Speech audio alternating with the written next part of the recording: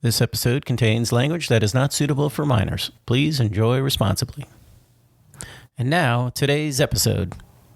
So we were just sort of talking about, that's why we started talking about United Palace, because it's like 10 blocks from me, 20 blocks. Gotcha.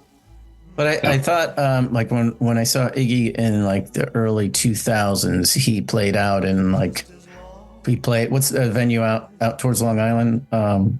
Jones Beach. Yeah, I thought like it was a Stooges show though, right? Yeah. So the Stooges, I saw the Stooges at Roseland, and that was kind of it was an underplay. Like they could play a bigger place, and then they were, I think, weren't like Sonic Youth with them at Jones Beach too. Yes. Like it was. Yeah. So who was playing bass in that band? Mike Watt. He was right.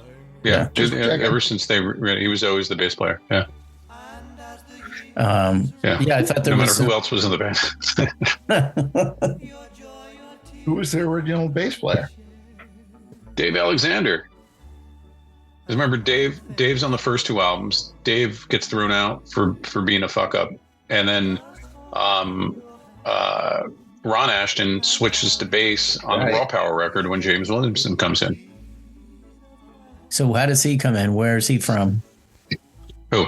Jim, the guitar player that you just mentioned, James Williamson. Oh, James Williamson. So James, it was kind of like Iggy kind of went off with the Bowie people, and James Williamson was this guy he met, like he was like a glam guy, and they were gonna do a record together. They went over, and Bowie was gonna produce. They went over to the UK, and they're like, "You British rhythm sections suck. We're getting the Ashton brothers over here." And they flew over the Ashton Brothers, and they go, okay, now it's not an Iggy Pop record, it's a Stooges record again. And that's how it became Iggy and the Stooges. Oh, okay. And, so that was, Iggy had kind of flown the coop already. But he was main man, it was a production deal with Bowie's manager who ripped Bowie off at point two. You're listening to The Beatdown. There's a little preamble before our main show. Little taste of the action. Kick it in. The Beatdown is available on Apple and Google for now. We don't know when it's going to. I think podcasting is going to end with Google and probably become some entity of its own. But however you're getting your podcast now, I believe Apple seems to dominate it. We are not available on Spotify, unfortunately. But anyway, this is the Beatdown. Too much music. Yeah, we talk about music. We're middle-aged guys who complain about. But we love our records. Is it complaining if you're right? Yeah. We discuss music. We correct. We set the record straight. That's right. So Chris, we were talking about how it's been a pretty beatly last couple of weeks, like between the 60th anniversary and then just this week, the whole thing about Paul McCartney's bass coming back. And it was kind of, I saw a lot of people like sort of confusing. They're saying it's like, oh, it went missing during the Let It Be sessions. But I think what got confused there was like, that's the last time people remember seeing it, because he's playing that bass that's missing when you see him Get Back. That's the bass he's like banging away.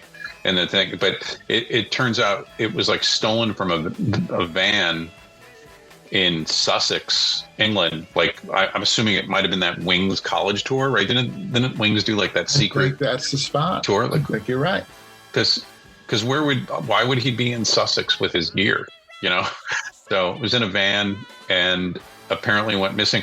And then the interesting thing about it, apparently it was like stolen in Sussex. It was like in an attic with the same family for like 50 years. So it was like up in an attic and cleaning it out, and like, what's that all about? Yeah. Has the perp who stole it confessed or any of that come out? I don't think that's going to happen. But at this point, the family says they were going to come out with more of a statement. But it was sort of like it was one of those things where they were publicizing that it's been missing. These journalists said, "Oh, we're going to try to find it," and they publicized enough that someone said, "Oh, we have a bass like that here. Is this it?" And they're like, "Oh, yes, it is." Like they had no thought they were actually going to find it. Yeah. Wow. So. And he's gotten it returned. It's actually returned to him. They returned it to him. Yeah. Apparently, like the neck is cracked. Son of a bitch. But so, Chris, though, what I don't understand is they make it sound like, right? He bought it in Hamburg in '61. and it's like Hoffner didn't give him like 5 bases in 1963 when they literally would go to Hoffner and they would give him shit. Rickenbacker, like he definitely has the second, violin bass. There's no doubt about it. But yeah, Rickenbacker was the one that was like always giving him basses. Yeah. And he always talked that stuff up like, oh, if you could get something for nothing, he's thrifty. Yeah. Yeah. Because apparently that's why they ended up with like they would go to Vox all the time, and Vox would be like, oh, you need it's so loud, you need a 30-watt amp, and they'd build them the first ever 30 watt amp, right? Yeah, holy crow, that 30 watts, it's so loud, but we still can't hear it. We need a 50-watt. It was like, and they just have those little PA columns, like the same ones we had at the Nativity Church. Sure, right. At the church fete.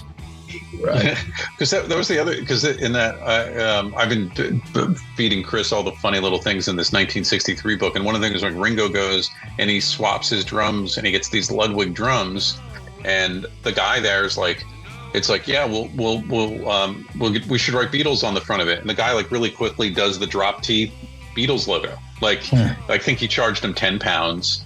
He paints it on there, and he's like, and he's going to take the Ludwig logo off because it's supposed to peel off. And he's like, no, you want that on there. It's American. And that's how and so it wasn't like there was a sponsorship or anything, but he got in the middle of 63, he gets the Beatles logo for £10, and he leaves the Ludwig on there. Then apparently at some point, the Ludwig logo starts to fall off to a point where it just says Lou. And John would refer to Ringo all this time, and on the Loo, Ringo.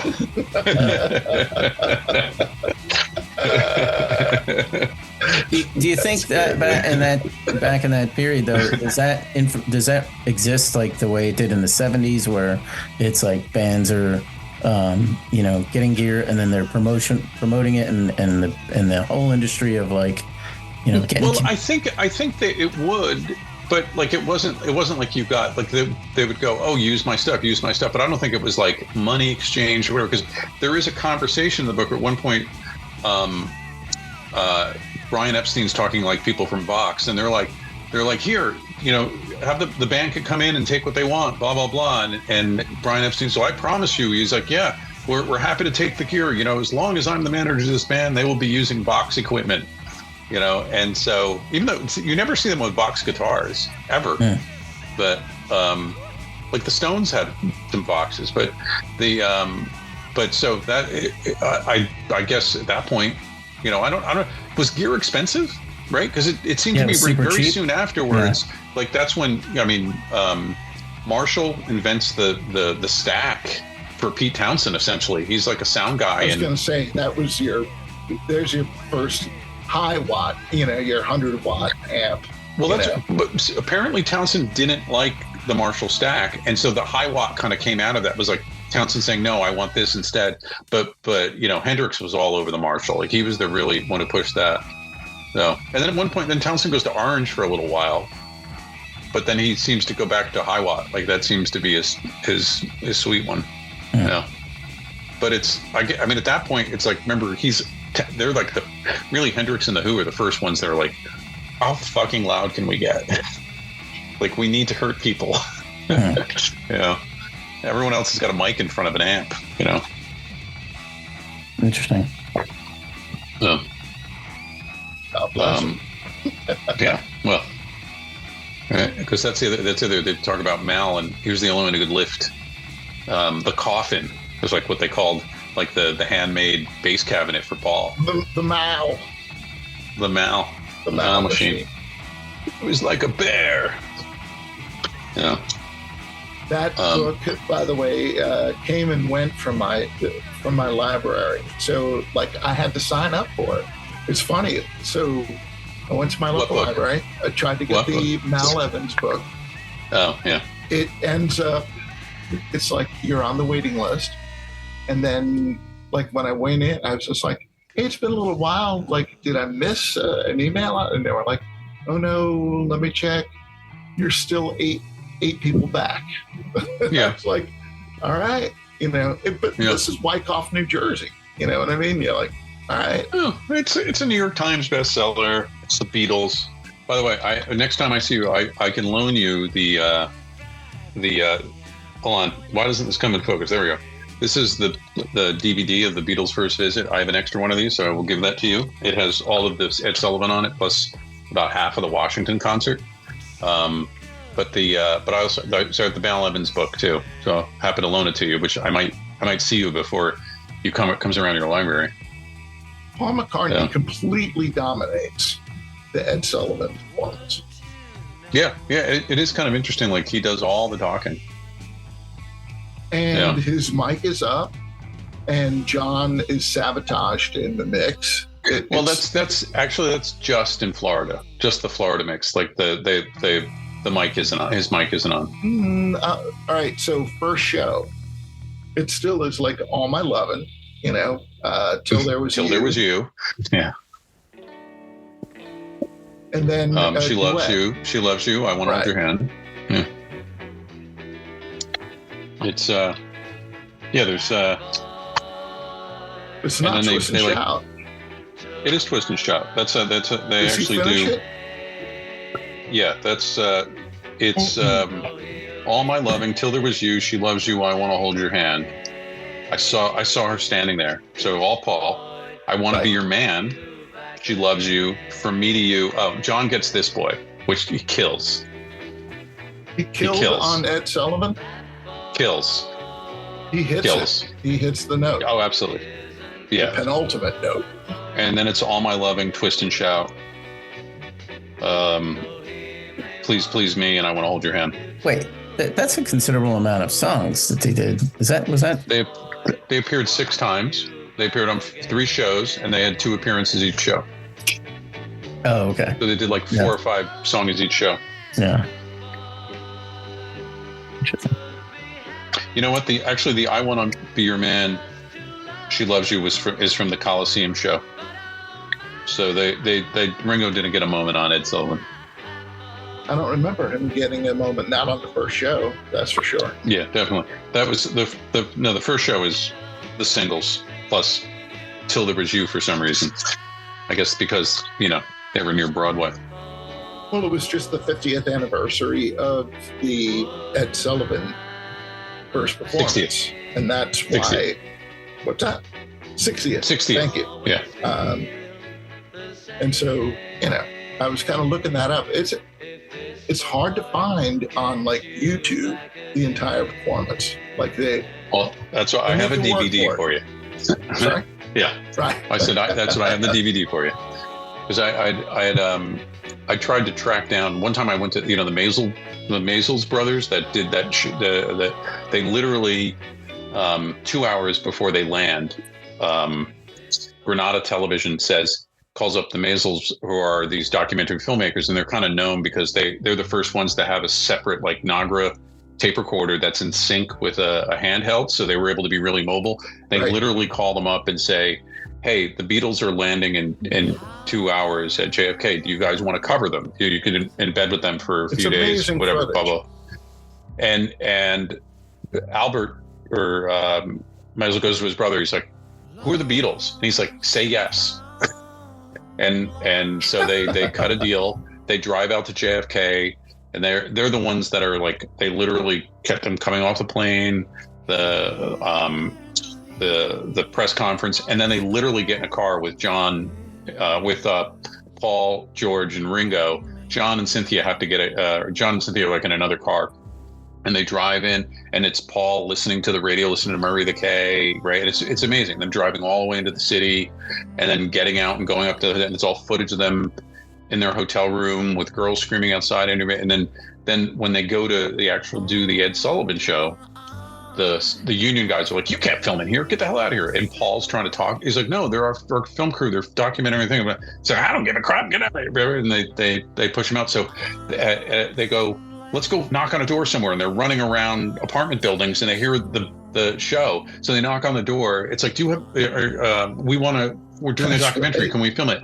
And they go in, and it's like these two teenage girls and a little boy and the family, and they're watching the Ed Sullivan Show, and it's amazing. Like the girls just like so excited, like, but you're seeing like literally like teenagers seeing the Beatles for the first time. And it's so much better than if they actually shot the show. Like, I really don't need, Davy Jones talking to the Beatles, I'm in Oliver, but instead you get like literally culture exploding in the United States. It's pretty great. But then they ride the train to Washington, D.C. for the show. They go down to Miami. Like they're literally, it's the closest to being the band. And it's kind of the last time you ever get that kind of access, but it's amazing. It's absolutely amazing. But the whole documentary I got to see because the Maisel brothers showed it. It was in like this small room at the 92nd Street Y. And he talks about the show, and they showed it was like a 90-minute thing. So now in the 90s, Apple bought the movie. And now it's just incidental footage around the Ed Sullivan performances and some of the Washington, D.C. ones. So it's like maybe with the bonus stuff, you get like 25 minutes, 30 minutes of it. It's great. Like they go to the Peppermint Lounge and like Ringo's like twisting with like one of the dancers and stuff. Like it's so much fun, But one of the things, so Murray the K is like, taking is in their hotel room. It's like taking over the station. What song do you want to hear? And George is like, do you have, I Got My Mind Set on You? And that's what he requests in 1964. Nice. The song that he has a hit with 50 years later, 60 years later. Yeah. It's wild. Any notable stuff with the, I was going to bring up the Grammys passed since our last recording. So any notable things that came up during this year's Grammys? It was watchable. Was there a Joni Mitchell tribute? Anything like Joni that? Mitchell came out and sang. Yeah, she's 80. She sang. First time she was ever on the show. Okay. Most of the stuff is much better, much more interesting to talk about it than to actually see it. Yeah. Okay. Honestly, I could give a crap, but it was just like Tracy Chapman's been like a recluse pretty much, and she came out and she showed the country guy how to do the song. Did he? It goes like this. Yeah, they did it as a duet. Was he up for a Grammy with that song or anything, or no? I think it was. I think he got nominated for like best, country performance or something like that. Okay. But not. It's like the awards themselves. It's like, who gives a crap? Yeah. It's like, that was the other highlight to me. It's like Jay-Z's just kind of like, come on, you come up here and you win that award. You really shouldn't be getting this award. There's someone else who should be getting it. Someone who's not even nominated. He's like, I'm sorry. It's like, when I get nervous, I tell the truth. I recently ordered this like limited edition remastered copy of Marquee Moon, which I don't own on vinyl. So that's coming. Excited about that. Uh-huh. That was never owned that one on vinyl. Not on vinyl, no. Yeah. And it's funny because I had Adventure, the second one, which isn't nearly as good, but didn't. Obviously knew the record well. Had I want to say I either had a cassette or I had a CD, but I stream it, but I never owned the vinyl. So I have to drag it back into, because I thought about it before. I have to drag it back into Iggy Pop. Who's the guitarist on New Values? It's Carlos Alomar. Wow. Yeah. Is that right? Mm-hmm. Yeah, that's when the leads. I think he's the only guitarist. Now I got to double check. The lead, that lead guitar on the song "New Values" always just rubbed up against me the wrong way. I could never. I don't get it. I think because I want to say that the album. So James Williamson was the producer, which is interesting. I wonder if he plays on it at all. What year are we talking about, roughly? 70. It is one of my favorite. 79. 79. Yeah. It's not 74. late. There's still 74. There's Right, still you're Stooges. right. There's Stooges. You're right. Right. And then you get Kill City like in 70. You've got a whole bunch of other stuff. And then you got The Idiot. You got Lust for Life. Right. You know. That's 79. Wow. Oh yeah. Yeah, it's new wavy. Yeah, I think Glenn Matlock might play bass on that one or the next one at least. John, is there any animosity between Iggy and the Ashton brothers or any kind of stuff that once that ended and he kind of eventually goes through what he does and becomes a solo artist and is kind of pulled in and works with Bowie? Well, they wanted to play and he didn't, right? It's, I mean, you gotta remember, Iggy's a junkie. He's like floundering. He's essentially, I mean, for what it's worth, like he's a bit of a leech to a lot of people. He's trouble. He literally is in an insane asylum when Bowie comes and rescues him to bring him out on the station to station tour. It's like, we're going to Berlin to clean up. And, I'm an album off here on the guitar player is Scott Thurston on this record. Interesting is James Williamson is kind of like also a guitar player, but he's definitely not the primary guitar player. It's Scott Thurston, and he who also played with Tom Petty and the Heartbreakers. How about that? Also played with who? Tom Petty and the Heartbreakers afterwards. Okay, so he played with Jackson Browne from 86 to 98, The Cult in 91, Melissa Etheridge, Glenn Frey, and Iggy and the Stooges. He was part of the Stooges, the 73-74 band. Wow. And then he was on Iggy Pop Records on 75, 77, and 79. Nils Lofgren, The Motels. But then he plays with Ron Ashton's New Order. That's so weird. How do you go from the Stooges to Jackson Browne? Right. He's a well-rounded guy. I was over at Capitol Records and I was going out as I was watching the guy recording, and it was Scott Thurston with this other band. He was cool. I could hear that he was a great piano player. I got his contact. Do you want to play with us? And that's how he ended up on the New Values album. I only played guitar on a couple of things. Scott played almost all the guitar on New Values. There you go. So he was like a late Stooges guy. 72 years of age. So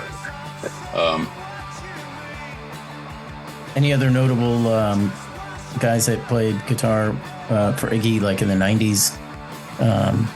Steve Jones. Steve Jones did a record with him. Yeah, but like, did he go on the road with them and play when he was playing in the 90s? Do we know that? Good question. I don't know. There was that album Cold Metal, which might be my least favorite of all Iggy solo records, and it's kind of crunchy metally. I don't know if they did dates, because I mean, the only time I ever saw Steve Jones was when there was like The Professionals, when it was Paul Cook and Steve Jones. They did saw that band 2 shows. Yeah, at Peppermint Lounge, the old Peppermint Lounge. At some point I had it'd have to be mid 80s. They were playing that late. I thought that I have that single. Well, I have the Professional single, and I thought that was closer to, the Pistols like are done in the 70s. I thought that was earlier 80s. I just assumed. Yeah. I think they had like kind of a weird get together, break up, and would add other guys here and there, but because I think the record came out was like different, right? So let's see. So they formed 79 to 80, break up, then 81, 82. So I guess it could have been 82. Yeah. I'll tell you they were what, kind of done. That single has the same that hop 2, 3, 4, it's like it's got the full-on pistol sound, like that crunching Les Paul, like that Steve Jones played. Like it's the Pistols without Johnny. Yeah, it really is. Who sings in the band? Steve Jones, isn't it? Steve Jones sings and plays. Yeah. Okay. Yeah. Was it a 3-piece or is it a 4 with 2 guitars? 4-piece, and 2 guitars. But I just remember he's like banging the mic stand, right, and they breaks the clip on that's holding the mic on, nice, right, and a roadie comes on. But I caught the clip, and I had the clip for the longest. I have no idea where it is, but it was like in my thing, and it's like a snapped clip, but I lost it over the years, but. It was kind of like, I saw Steve Jones break this. So, damn. Yeah, I had to be 82.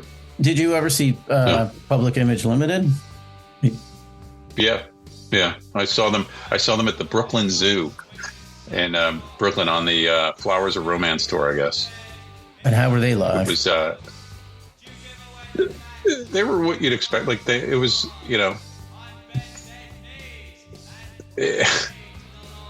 like I really loved that second edition, that the metal box record a lot. Yeah. But I don't know. I don't think Jaw Wobble was still the bass player by the time I saw him.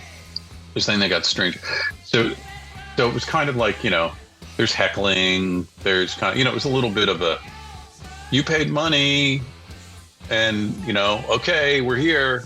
It wasn't a lot of like, we're gonna play this really well. It's like a little bit of that. Oh.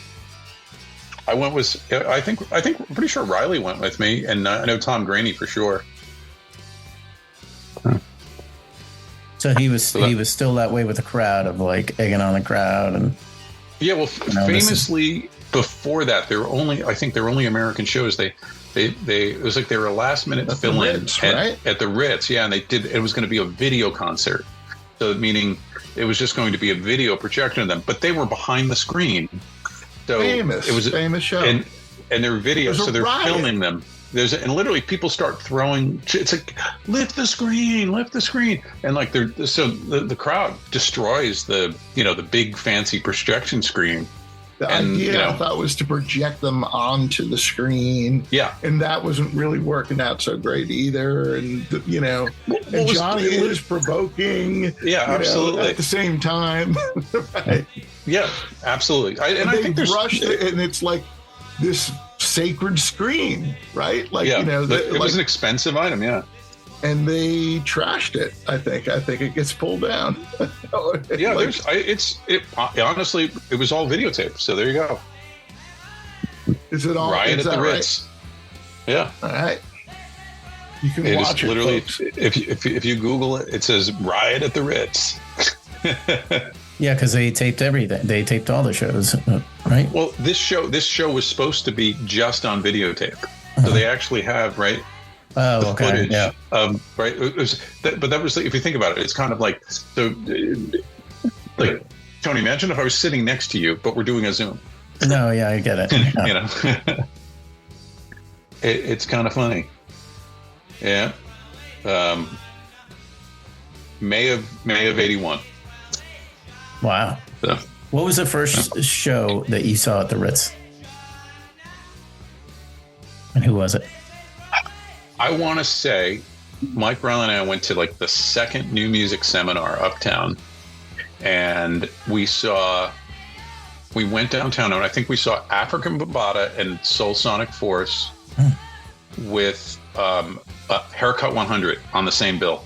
Oh, wow. And Haircut 100. And the coolest thing was like Haircut 100, right? They kind of had these, they were hot in England, and their record had just come out here. And I remember they opened with an instrumental version of Lowrider, which we thought was just so friggin' cool. Yeah. And after Bambaataa comes out, and I mean, he just does like a 15-minute, DJ set of Planet Rock. It's a Kraftwerk song with, rock, planet rock, don't stop. Yeah. And so that was good. And that was just like, that was literally like the first hip hop. Like, it was just like, oh my God. So yeah, I'm pretty sure that was the first Ritz show. had to be 80, 81. So, the Ritz I think only opened in 80. It was Webster Hall before that, but I think Jefferson Airplane's debut in New York in '67 was in that space that I think was called Webster Hall at the time. But I don't know how many. It's kind of weird considering that the Fillmore East and everything was around the corner, the Anderson Theater, all of those old places. So it probably was just another space to put on a show. Yeah, an old theater. So, an old vaudeville theater that they were able to. Famous bands that played there. I think you're right, John. I think there's a few famous bands that you'd be like, really? They played that? Like, I think you're right. Yeah, but like late '60s, I think once Bill Graham came in, he kind of ate everybody's lunch for that type of promotion. But as we were talking, Sid Bernstein was the guy who did the big shows. I was telling Chris, my boss sends me a text, and he's just sort of like, "Hey, I'm redoing like stuff in my apartment. I have this contractor here, and he notices that I have all this music stuff around here, and he says, he was raised by his uncle, who was in the music business. And he's like, oh, who's your uncle? Sid Bernstein." And Sid Bernstein is the promoter that did the Beatles at Shea Stadium, the Stones at Carnegie Hall, and the Music Academy. Like he was what we know as Ron Delsner for the '70s, or John Scher, like he was the big New York City promoter in the '60s into the '70s.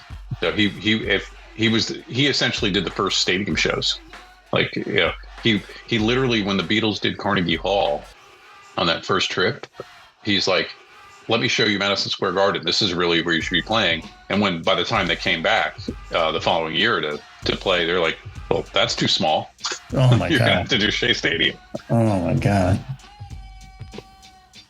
And it would have been the old Madison Square Garden. Famously, John and I were talking about it. He famously offers the Beatles like $1 million in the mid '70s to play a single show. So, at a venue of your choice, blah blah blah blah blah, and they didn't pick up on that. But the Beatles clearly had heard the offer and stuff like that, and that's when George Harrison famously, or rather, I should say, Lorne Michaels offers the money on Saturday Night Live. So right in that era, like he offers the money, $3,000 for the Beatles, because I think the Beatles, I think. Yeah, no, he said it's like, I'm going to offer you. It was like scale or something. I'll offer you $2,500 to play. 3,000, baby. Yeah. And then George shows up to pick up the check, and he's just like, no, that was for like the three of you, so. Yeah, the four of you. Right, yeah. Sorry. Oh, does he show up on Saturday Night Live and they do a bit of... He's him and Paul Simon do Here Come the Sun together on It's unbelievable. And they do a version of Homeward Bound, and George kills it. It's fabulous. It's just two of them sitting on stools, playing acoustic guitars, and there's something you can go, oh my God. But at the same time, they're killing it. They absolutely kill it. And George nails it. It's like... John, who promotes the Simon and Garfunkel show at the Central Park? What's behind that happening? I think that's Delsner. I think it's Ron Delsner. But is it the same kind of thing that a promoter is like, hey, you guys, I want you guys to play a big venue, or I want you to play Central. But they had part of it was they'd broken up in 70, 71. And they hadn't performed in 7 or 8 years. They were notoriously bickering at each other. I think I sent around a clip of when it was John and Paul Simon, I think, were giving a Grammy or something, and somebody wins, but Art Garfunkel comes up to take the award. Harley Simon. And Harley Simon. Yeah, exactly. And it's right, his sister. And so he comes up, and they kind of get back and forth, and Paul and John gets into it too. It's like, yeah, I know what it's like with partners that you no longer work with. That kind of, it's like it was really good jabbing back and forth. It was pretty funny. It was, there was a whole because I think they had a lot of things. I think Art was kind of a right-wing conservative guy versus Paul, and was kind of like the story I heard was after that show that Art Garfunkel and John got together and talked about their two Pauls, and like their two Pauls. Yeah, you never heard that story? Yeah, no, I didn't think about it, the two Pauls, but yeah. Well, right. That's what I've heard. That's what I've heard about how, those two, you've got to fight your guy and I've got to fight my guy and we're partnered up. And how do you feel about, because they weren't partnered up at the time, I guess, they had all gone their separate ways. And, but it's like you're always associated with that. And Art Garfunkel talked about it like, it was a magical night for him. He's just like, I was at the Dakota, just like talking to John Lennon about what it was like, in his world. And I think it was. I think that was in L.A. I think those Grammys were in L.A. Is that right? Oh, okay. Yeah, I could be wrong, but so the reunion wasn't. So they broke up in '70. The reunion, the Central Park thing, I think, was until 1980. Yeah. Right. Yeah, 80 or 81, and it's on HBO. I already thought. The duo's career, their individuals, and so both of their career, like Paul Simon's kind of fallen off a little too, right? This is in between, right? He does One Trick Pony, which is kind of and he switches from Columbia. He goes to Warner, and he's not doing. So he doesn't really have a comeback. Huge, right? Doesn't that have all that? No, nope. The movie does not make money. Oh, right. It doesn't get it. Right. The bomb. Right, and then so that's like I want to say like he has like a greatest hits record or something that comes out in '77, but he doesn't come back until. What year is Slip Out Back Jack? What year was that? What year was that? Yeah, 73, 74, 75. 52 Ways to Leave Your Lover. Yeah, is that early? Wow. That's I think that's like his last hit. Yeah, and so the record you're referring to, Graceland, he doesn't have another hit. It doesn't explode until Graceland. That's not till 85, 86. Yeah. Right? Yeah. So that's why it's been a few years, he's losing touch. And that's when it's like, so Delsner is like, hey, let's do Central Park, like 100,000 people,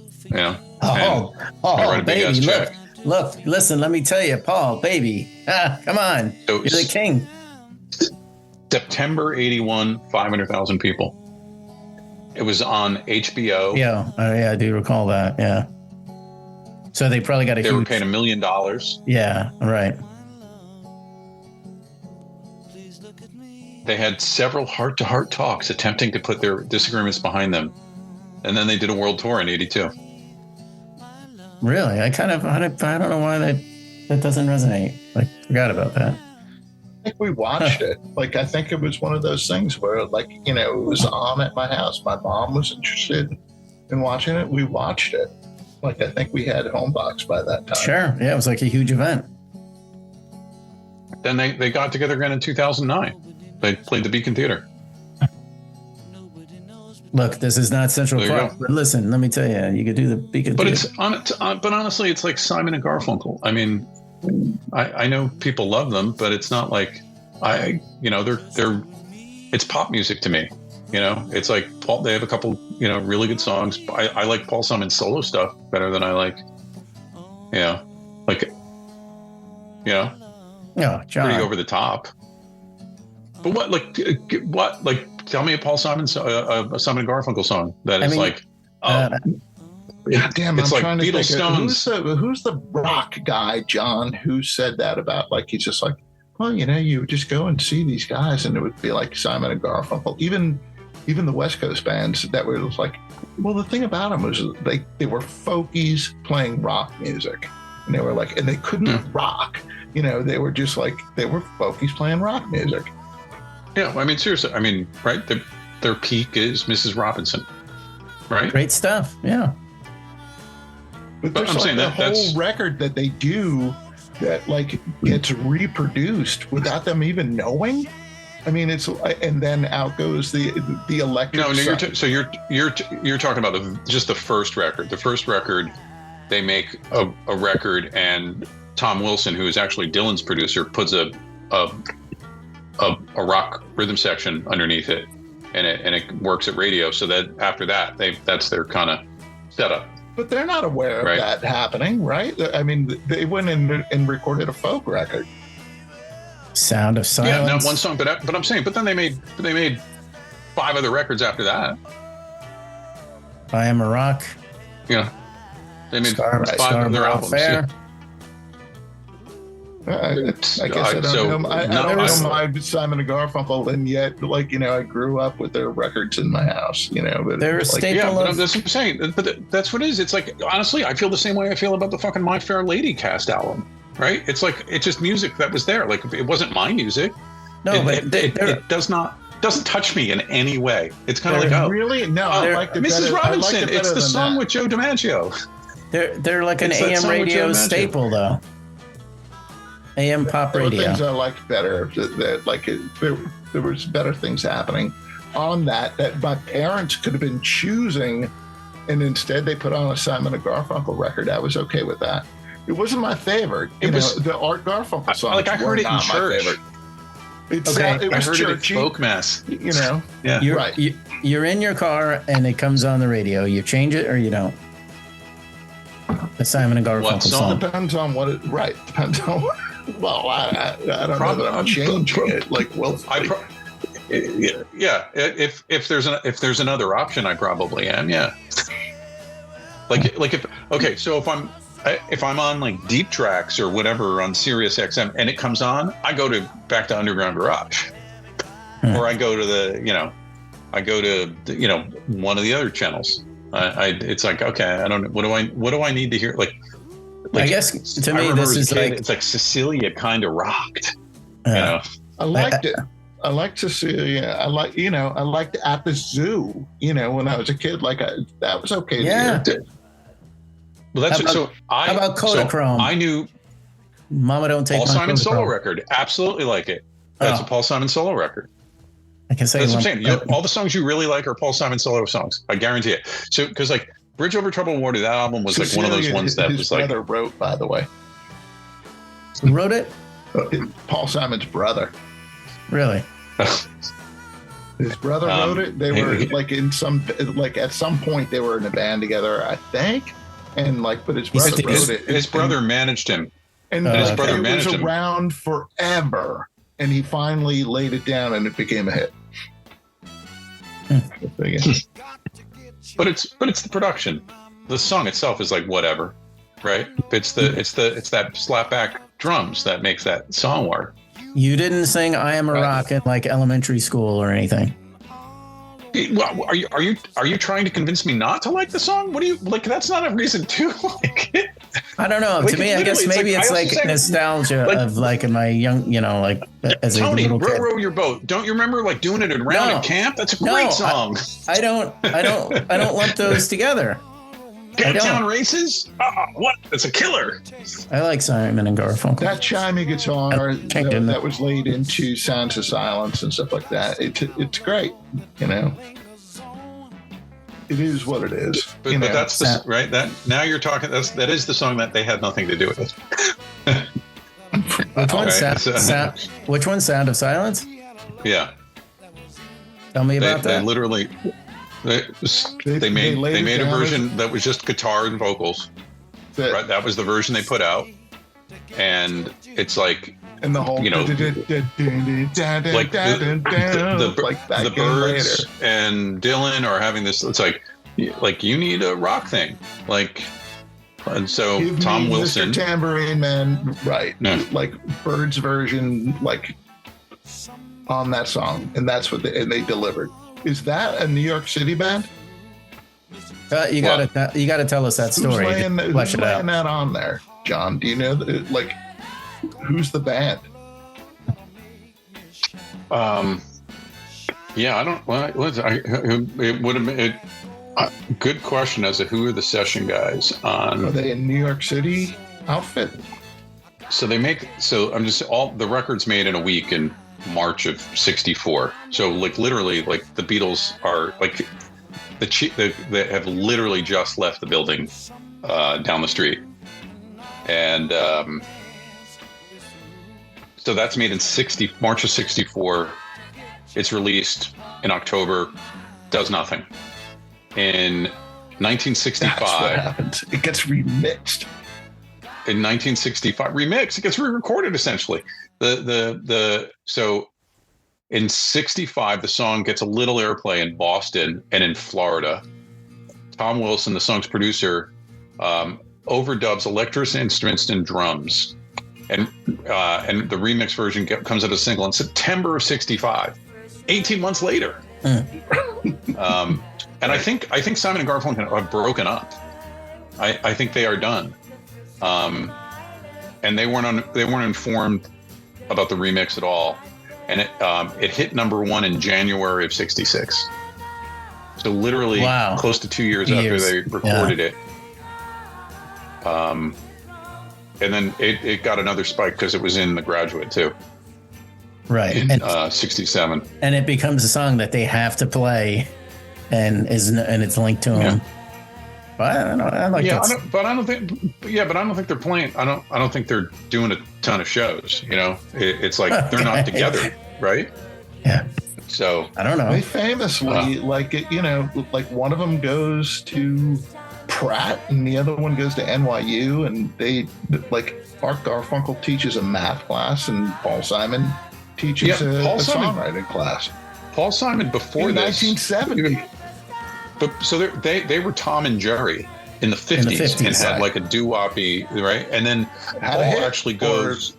So Paul goes by himself to England and is kind of busking and stuff, and like and the stories always have him being like annoying people, like who's this guy? Like he's got an ego and and it's like what is he? And then he writes. Later in this period, I think it's before even this is a hit, is he writes Red Rubber Ball for The Circle, that goofy little song that he hates. Right. That's him. Dun, dun, dun, dun, dun. Is he like troubadouring it? He's playing like folk. Yeah. And he's insisting on playing his songs, like, and no one really. But at the time, sure. Yeah. But I'm trying to. So Barry Cornfield plays acoustic guitar, and Bill Lee. So Barry Cornfield is the guy that is one of the producers of Woodstock, and he's also the producer and the guy who puts together the Cowsills. Barry Cornfield. Bill Lee is the bass player on the acoustic version. Spike Lee's dad on the original version. Yeah, and then. The electric overdubs are Vinnie Bell and Al Gorgiani on guitar, Joe Mack, also known as Joe Macho, on bass, and Bobby Gregg on drums. Vinnie Bell sounds familiar. In what studio? Like, where are they laying this down? Oh, it's got to be at Columbia Studios, right? I mean, everyone did stuff at their home studios pretty much at that point. So where is that? Los Angeles? No, everything's in New York. I mean, LA's kind of has a whole separate thing until, late 60s. So let me just go back to this a second. They record a song, and a year or two later. But in that time, so the producer's the one that then, for whatever reason, is either told by two of those guys played on like a Rolling Stone too, by the way. Okay. That's where Tom Wilson knew them from. He's come in and do that here. Oh, for Bob Dylan. Right.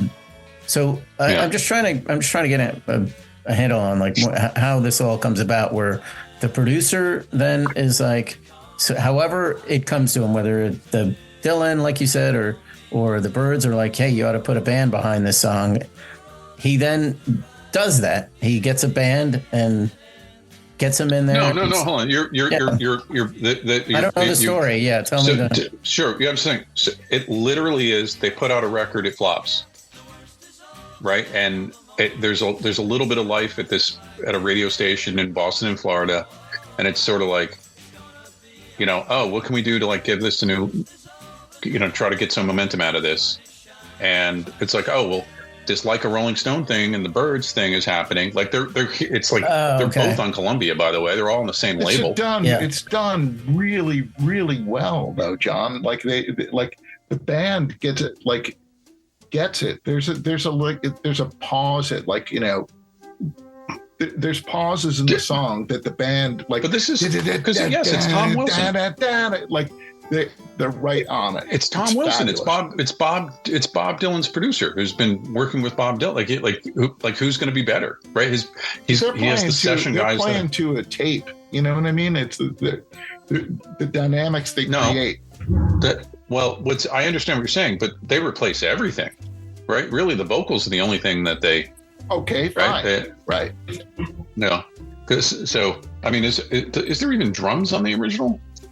So he puts together this band, brings them in to record it without Simon and Garfunkel involved. Paul Simon, I don't even know about it said he was like driving down the street and heard it on the radio and was like, "What the hell is that?" You know, like it, and it was a hit. You know, he's like, and it just kept playing. You know.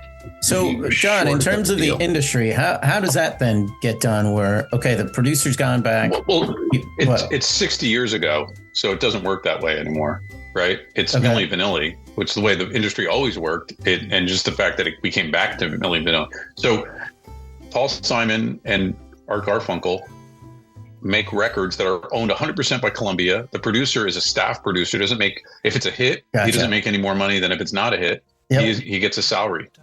Right, he is the A&R guy. He tells you what, and in fact, in most cases, really, the Beatles are the first that really changes. You go, you're going to record these songs. Oh, I know that's cute that you wrote some songs. That's great. We'll put them on the B side. You know, you get a little publishing. Of course, we get the publishing, but I guess that's what I was driving at. Like who? It was always like that, right? Yeah. Elvis was like one of the few people that had a producer who, and one of the things, Elvis will record the song if he gets half the publishing. You know what I mean? That's like.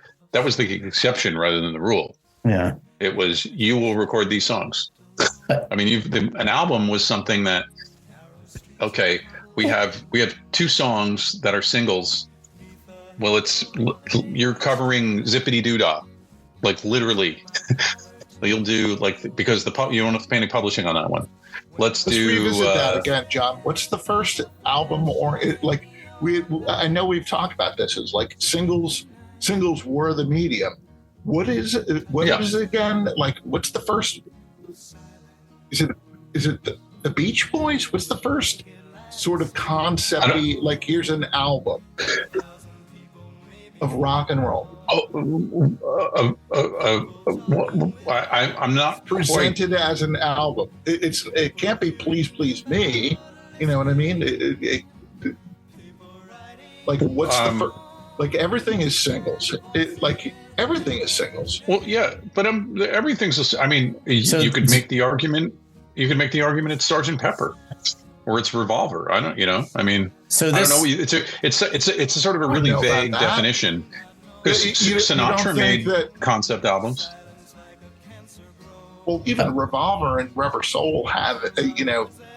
There's a continuity. Like, it's presented as a record.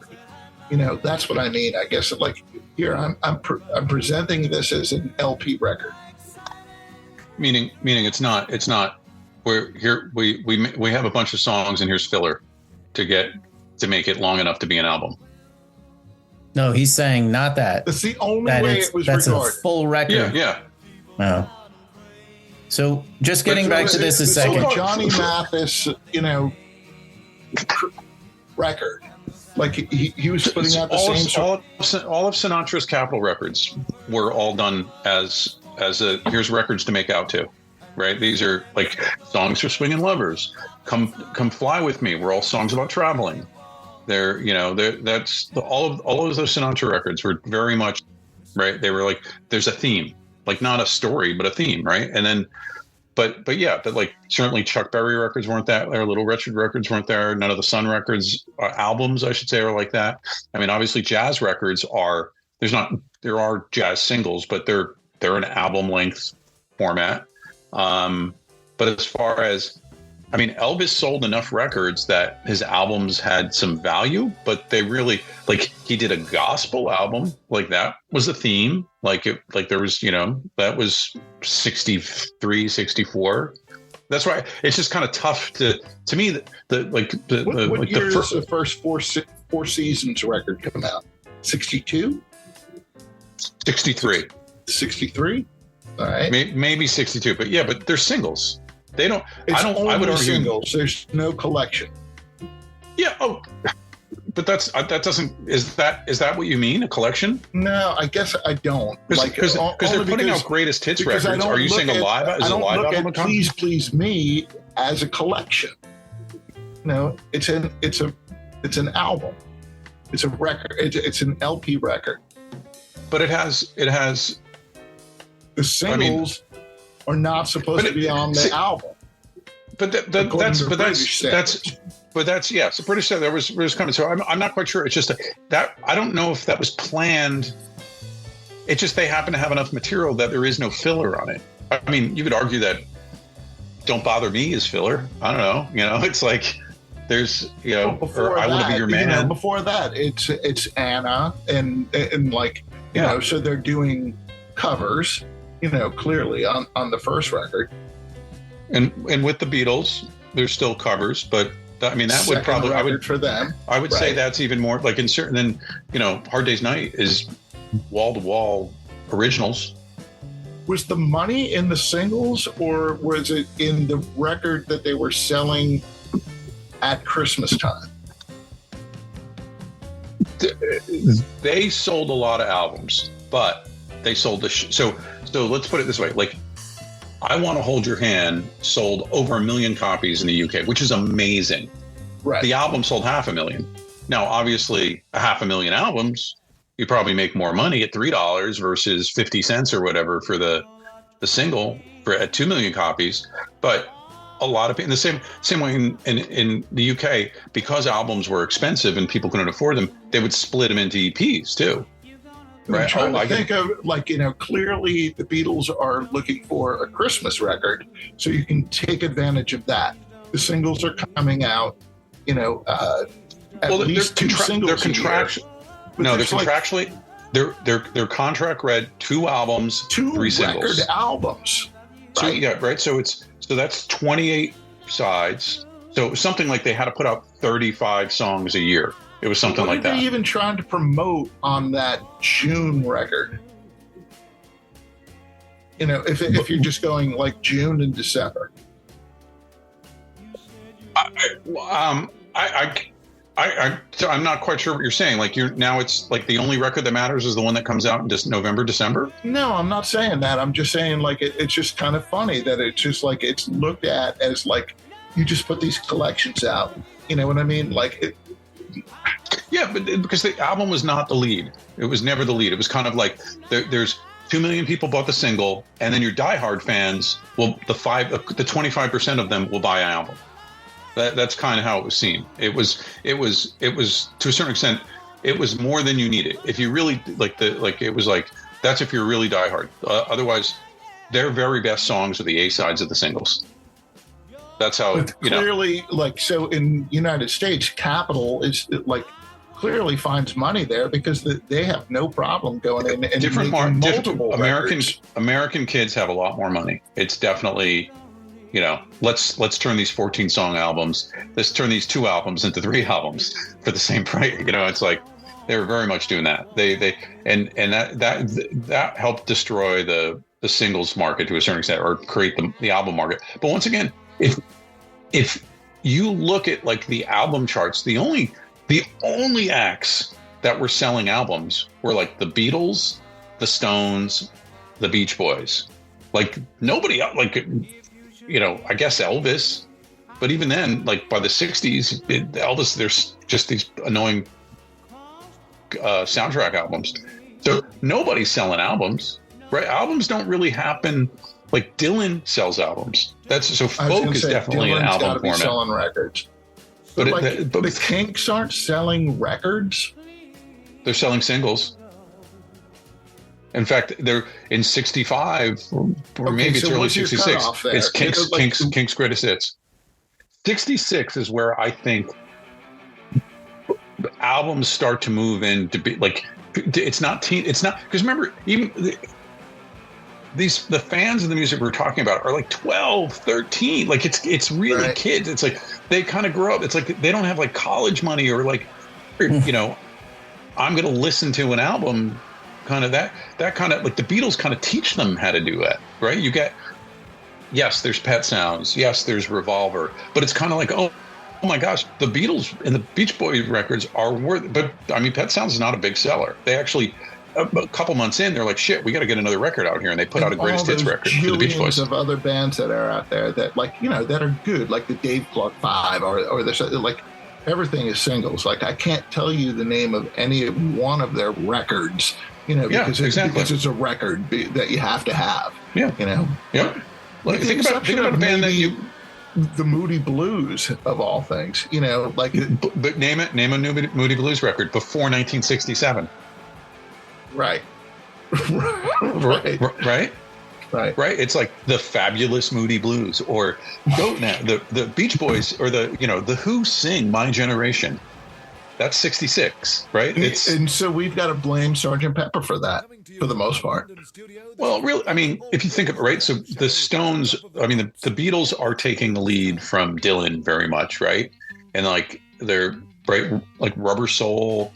I would say, like, as great as those other records are, like, you feel like Rubber Soul is made as like it's more cohesive than even Help, or I mean. Hard Day's Night's like my favorite, but it's, you know, they're writing songs for a movie. It's, you know, it's incredible, but you kind of feel like Rubber Soul's kind of the first one that's made as an album and is right, you know, and so that's late 65, and then Revolver is the one, and that's a Dylan record, right? And then Revolver, right at this point, so Dylan's already done Freewheelin' Bob Dylan in 63, and right then he sees the Beatles, and that's by that point he's already done Times Are Changing, and he does another side of Bob Dylan, and that inspires him to then do Bring 'Em All Back Home, Highway 61, and the double album Blonde on Blonde in like 14 months, like from early 65 to the middle of 66. It's insane. Yeah, and that's before Revolver gets released. All of that. So he's totally out there, right? And then even in late 66, you're getting like the Velvet Underground are making their first album, and it doesn't come out to 67, but it's done by the end of 66. Frank Zappa is making Freak Out, which is double, but it's kind of more jazz and other, like, it's more arty music that thinks in that concept of a full thing. It's not pop music. Like, really, the Beach Boys and the Beatles, for what it's worth, they create the rock album. It's really Brian Wilson, even more so. But the Beach Boys kind of fail pretty quickly, you know. Is it fair to say that that rock and roll or pop music is, you know, considered for kids, teenagers, or whatever, and so it's the singles, whereas adults in the 50s, you can sell them you can create a Sinatra record or a Johnny Mathis record. Broadway cast albums, yeah. Because an adult is going to buy this record and they're going to put it on the hi-fi and have dinner. You'd be amazed, though, Tony, like if you go through the Billboard charts and you just go like, you know what, I'm going to sit here and look through the years, and you go to, like, if you start at 1960 and work your way forward there to exclude the 50s of that you had just mentioned, but it's amazing how many novelty songs like pop in there that you're just like, yeah, oh my god, you know, like, how could we go for it? And it's just like, but it is, you know, like it becomes a huge hit and knocks things off the charts that are seemingly so much more worthy, you know. Like, and these are singles you're referring to, right? Singles. Yeah, they're all. Yeah. How much is that doggy in the window? Yeah. I mean, I have a collection of 101 of those on a CD somewhere. But you know, so that factors in terms of the industry of like, and what is Fly Me to the Moon or you know, that Fly Away that album cost when it originally comes out? like $1.99. What does an album cost back in the late 50s like that? I think probably like $2.98, something like that. Frank Sinatra has a last gasp in like 1965. He does something right in 65-ish. He knocks the Beatles off the chart. He's got the number one song in the country. Strangers in the Night. Yeah, like kind of keeps 65? It keeps like 65. Yeah, 65. Yeah, but he he has a bit of a string there. He has Something Stupid for Nancy. He knocks off Paperback Writer. No, that's right. And then my favorite one though is that like Penny Lane, Strawberry Fields is held at number 2 by Please Release Me by Engelbert Humperdinck. Right. At number 1. Number 1. That's yeah. I mean, but it was at the same time. It's very. That's the thing. Is like it was much more of a monoculture, and so all of this stuff would mix on the charts. Mm-hmm. You know, that's what I was trying to find. What is like the first number 1 rock and roll album? And I don't like, because think about it. Arguably, this, like people say, the Stones' Aftermath is a great album, right? And I guess that was the first one that was all. But really, I mean, obviously, they're following the Beatles with Satanic Majesty, so that is a whole concept album. But really, let's face it, the first real Stones album is Beggar's Banquet, right? That's 68. Like everything else is kind of like they're a singles band until then. Yep. They have 2 greatest hits albums. So it's Green Grass, not Green Grass on High Tides. High Tides. Green Grass and High Tides. Stones' Greatest Hits Volume 1, and the second one is Through the Past Darkly, which is the one that's like an octagon. Sure. Right. Yeah. And then there was Hot Rocks, and then Big Hits and Phased Cookies, Hot Rocks 2. Those were like double record sets. Those were total preliminary Alan Klein pre-blue and red albums. Those were the things that was an ADCO release. I had Hot Rocks. That was a great record to have. And the Hot Rocks was definitely the one. I think that's what he based the blue and the red records on. He's like, what year does double record greatest hits? Yeah, what year did they first come out? The first 71? 70, yeah, I want to say 71, maybe 72. With the blue and the red records were 73. Because even when I was a kid, I'll admit to you, I owned the gold platinum Leonard Skinner record. And that's all I need. That's all I needed to have. It's true. But that's like what's 79. It's like the first thing that comes out after they die. Well, they're an active band until 78. Right. And that's like Doors 13. I think that was the first Doors record I got. Was like Into the Mine Shaft or whatever the hell. What was the right into the it's got some stupid title. Which record? Who are you talking about? Which band? The Doors. The Doors, like the greatest hits has like a subtitle like that. Wow. I don't recall a subtitle for Doors 13, but sure. Oh my God! It's put through the. I'm sure there's a reference to the title of the band or whatever. The Doors of Perception or whatever, right? Yeah. Well, maybe we should start winding things up for today. We got into some good topics. I gotta find this one. I wanted to mention a new discovery for me is the Smile. I didn't know. So they had the Radiohead stuff. Yeah. I didn't know that they exist. I didn't know they had this other band. This is great.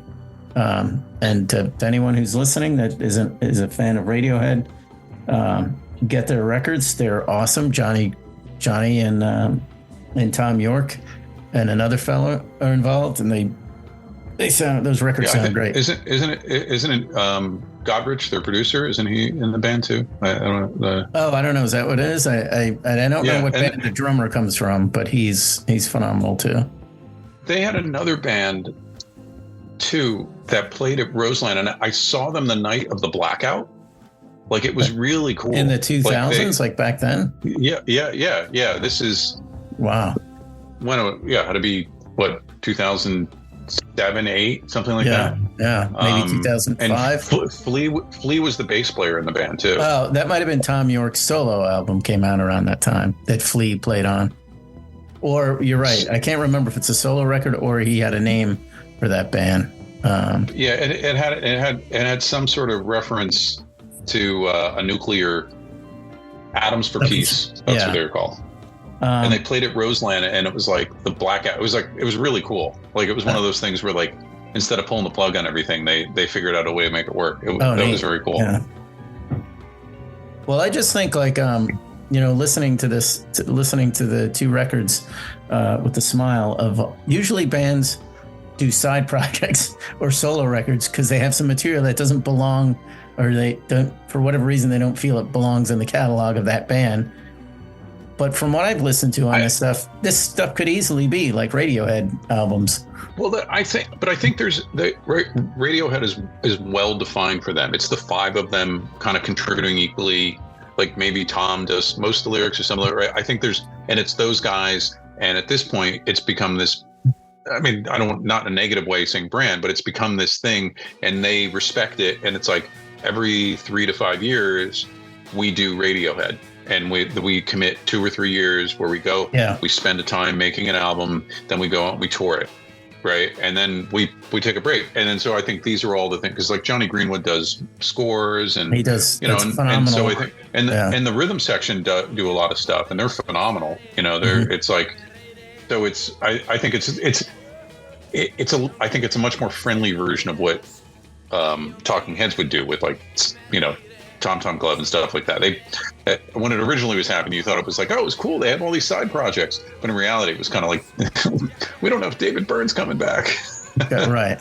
Well, when you have a side project write these 2 hit songs. Yeah. And like you said, since we mentioned that stuff, I forget what season in our podcast, I hear that song on everything, like all these commercials on. The Tom Tom Club. Oh. Yeah. You mean the riff from that thing is huge. Genius of Love. Yeah. Yeah, it's in a lot of hit songs. It's really really great. So just the thing. So 13 is the Doors' greatest hits record that came out while they were together in 1970. Then the follow up, the sort of volume 2, is Weird Scenes Inside the Gold Mine. Now that's I remember 72, what you're saying. Yeah. That's the one. It's just like that was a mouthful.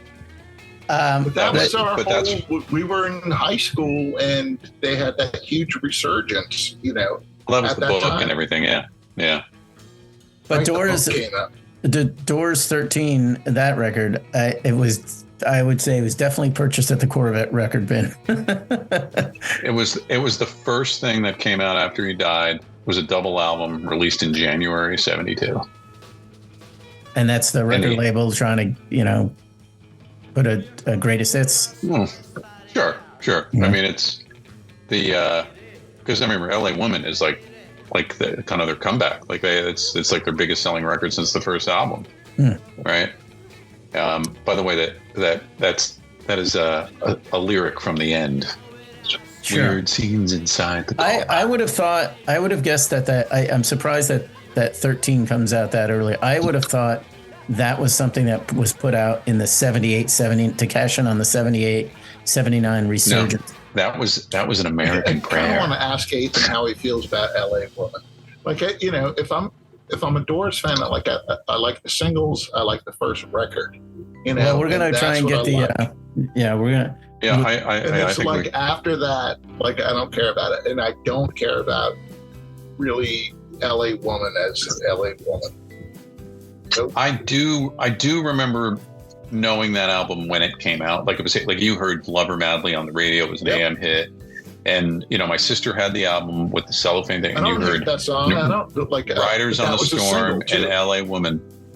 Yeah, it was "Riders on the Storm" and "L.A. Woman" were also singles. I mean, that's all one album. I mean, I understand that it's to a certain extent those songs have baggage that make them a little more. But those, I mean, even the regular producer walked out saying it's like "Riders on the Storm." That's freaking cocktail lounge music with the tinkling pianos. But I mean, certainly as a 8-year-old, I thought it was really fucking cool. Yeah. And he's dead. But he's dead, and his picture is like the front of every single album cover. How'd they know he was going to die? Speaking of before we wrap up today's episode, we should mention that Wayne Kramer passed from Yes. the MC5. Brother Wayne. Yeah, we should. Any thoughts or mention? Or I know Chris is a huge fan of the MC5, and we were talking about Ramblin' Rose. That Did record. you ever pull it together? What's it? No clawbacks version? I was the only one who played it. Yeah, that's it's not to say that, isn't it? It's a great song. And do yourself a favor, you Google that YouTube video, them playing that live It's at Wayne like State. maybe the best thing ever committed, like a rock committed to tape ever, or video, as it Yeah. were. Those guys playing Those at 3 Wayne songs are yeah. just unbelievable. You- Where's you- the rest of that, John? Do you know anything more about that? Like, why is there only 3? It was because I think it was part of an ABC special. But I've seen like 3 or 4 songs from it as part of it. There's I think it's on YouTube. There is a fantastic documentary called a true testimony story of the MC5. It was an amazing documentary. I saw it at a couple film festivals. I went to go see it again. I got to see this on big screen. And then when it was going to be widely released, the band got in a fight with the producers about the use of the music, like whether or not they wouldn't grant them permission to put any music in the thing. So it never came out. Like, it's not like I think there were some press DVDs that got out and stuff like that, but it's on YouTube. And so I'm telling you, seeing that footage on a big screen in a theater was mind blowing. That Ramblin' Rose, Kick Out the Jams. I'm trying to think what I think they do. Black to Calm, I think is on. Like, it's amazing. I was just going to say that live, the live footage of them playing at Wayne State University is amazing. I'm feeling all right, feeling all right, feeling all right. Yeah. Feeling all right, feeling all right, feeling all right. It's great. Oh, what's that one called? No, maybe you have to save it for next time. It'll come to you like 10 minutes after we're off air. Too bad. It's not. It's Looking at You. Looking at You, and it's like those are the 3 songs that Yeah. I've seen really, really good footage of on YouTube. Yeah. But it's only those 3 songs, and I'm like, Yeah, I don't know more? if I don't know if they shot any more of it. That's the thing, because I literally, they asked questions from the audience, the directors, and I'm like, is there any more of that show? Because it's amazing. Right. And he said, I think he did say they shot the whole show, but that was the only footage they had. I'm like, well, if you like, when you put out the DVD, I want the whole damn thing. Yeah. And he's like, oh yeah, it's amazing. So That was an example of a band in their prime, just killing it live. Just everybody on firing on all cylinders. Well, it's funny. In an interview with Wayne Kramer, it was like, so you guys were an amazing live band, and you became the band that people wanted to tell. He's like, oh yeah. He's like, we were the band to beat. He's like, well, so when you started, who was the band to beat? He's like, oh, Mitch Ryder and the Detroit Wheels were like ridiculous. He's like, we never got as good as they were. Wow. Yeah. And then so then, but you're talking in a world where you have like Ted Nugent and the Amboy Dukes, you have Grand Funk, you have like, I mean, these are like, they're like, you even have like Alice Cooper, like these are like pretty intense live bands. Right. Yeah. And Grand Funk being just 3 guys. Pick up my bass, I've met the guitar tech for Tommy James and the Shondells. Shondells, very nice. And who lives in New Jersey now. And I was just look at that. Yeah, I've actually I got to spend the afternoon with Tommy James one time. He's a pretty nice guy, but he has like he like, I tried to press him like, you guys turned down Woodstock. Like, why did you not do, like, he danced around. He never gave me an answer. No kidding. He never gave me an answer. Yeah. Yeah. Because it was kind of this one, because And I go, come on, it's really friggin' cool that Keith Richards calls out. He almost hates everything he talks about, but unless it's like an old blues guy or Chuck Berry. But he says he loves King Crimson and Clover. Like, that's pretty cool. He's like, yeah, we were a hot band for, in the late '60s. But then they went out and they were the opening. Just dragging around for that. That's just Tommy dragging James. around is a Tommy James and the Shondells. Right. That I think it might even be solo. That's 70. That was one of the first 7 inches I ever bought. Dragging the line. Dragging the line. Thank you. Right. You can catch him over at the Bergen Pack Theater there. Absolutely. Yeah. No, actually, I saw that he was playing. I saw him there like 8 or 9 years ago. It was pretty good. I don't know if I told you. So my sister was still friendly with the woman that was his publicist. So she arranges for him to come into my office and spend the afternoon with us at work and blah, blah, blah. And she comes in. And it turns out she was the woman who was the publicist for Kiss at the July 10th, 1976 show I went to. And we had met when I was like 12, 13 years old. Oh, my God. And she's your plumber now. No, she's Tommy James and Little Steven's publicist. So she's doing all right. It's a good story. All right, we're gonna bring things to a close because I thought we weren't gonna make it an hour, and here we are in 90 minutes. Yeah, I know. We kicked it back in. It started off slow and then it ramped right in. You've been listening to The Beatdown. The Beatdown is available on Apple and Google, as far as we know. All these other ones keep folding up. If you have something to say or want to suggest a band or anything to talk about regarding music or bands you played in, hit us up at the Beatdown Music Podcast at gmail.com. Come back again for more weird scenes inside the coal mine. This is going to be a brilliant tie-in. All right, guys. Thanks for listening.